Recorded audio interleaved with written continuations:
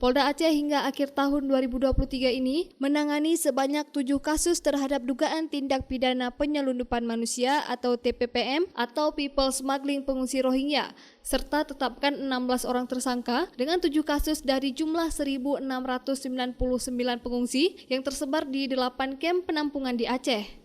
Hingga akhir tahun 2023, pengungsi gelap etnis Rohingya di Aceh berjumlah 1.699 orang yang tersebar di 8 titik kamp penampungan sementara di beberapa wilayah di Aceh. Dengan rincian gudang Mina Raya Pidi sebanyak 492 orang, kamp sementara Bate Pidi 227 orang, gedung SKB Kota Juang Biren 36 orang, bekas kantor imigrasi Lok Sumawe 471 orang, kamp sementara Balohan Sabang 139 orang, kamp sementara Muara 3 PD 151 orang, Balai Meseraya Banda Aceh 136 orang, serta kamp sementara Idi Raya Aceh Timur sebanyak 47 orang. Kapolda Aceh Irjen Pol Ahmad Kartiko dalam konferensi pers akhir tahun mengatakan pihaknya akan terus menyelidiki dugaan tindak pidana penyelundupan manusia terhadap pengungsi Rohingya di Aceh.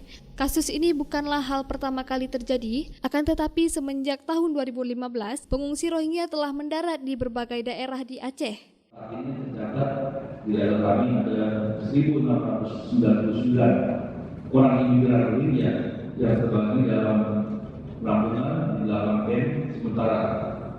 Polda Aceh terus berupaya melakukan penyelidikan terhadap indikasi terjadinya tindak pidana perdagangan manusia atau people smuggling, dan juga selama tahun 2023 Polda Aceh dan Polda Jajaran telah menangani 7 kasus terkait dengan people smuggling dan menetapkan 16 orang tersangka.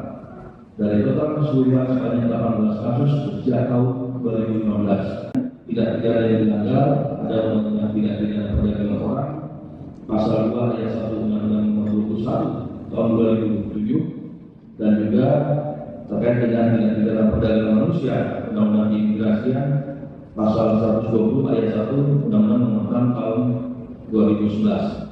Dalam menangani imigran, pihak Kapolda Aceh telah berkomunikasi dengan UNHCR, namun pihaknya belum bisa memastikan sampai kapan Rohingya akan berada di Aceh. Tidak hanya itu, Kapolda Aceh juga melakukan komunikasi dengan pihak pemerintah Aceh, imigrasi, dan pihak-pihak terkait untuk menemukan titik temu dalam menyelesaikan kasus tersebut yang hingga saat ini masih terjadi penolakan oleh masyarakat yang masif. Dari Banda Aceh, Lala Nurmala melaporkan untuk Puja TV Aceh.